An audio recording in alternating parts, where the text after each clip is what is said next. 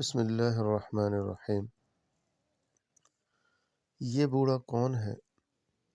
جب حضرت نوح علیہ السلام اپنے امتیوں کو لے کر کشتی میں بیٹھے تو انہیں کشتی میں ایک بوڑھا نظر آیا۔ اسے کوئی پہچانتا بھی نہیں تھا۔ آپ نے ہر چیز کا جوڑا جوڑا کشتی میں بٹھایا تھا مگر وہ اکیلا تھا۔ لوگوں نے اسے پکڑ لیا۔ وہ حضرت نوح سے پوچھنے لگا، یہ بوڑھا کون ہے؟ حضرت نوح نے اس سے پوچھا، بتاؤ تم کون ہو؟ وہ کہنے لگا، جی میں شیطان ہوں۔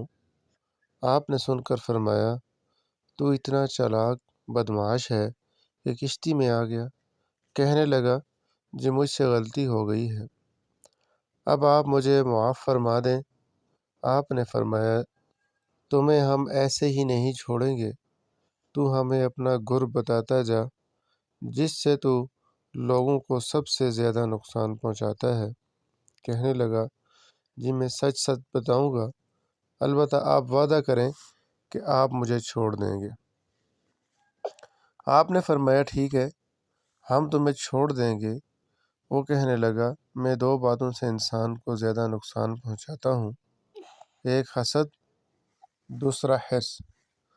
پھر وہ کہنے لگا کہ حسد ایک ایسی چیز ہے کہ میں خود اس کی وجہ سے برباد ہوا، اور حرص وہ چیز ہے جس کی وجہ سے آدم کو جنت سے زمین پر اتار دیا گیا۔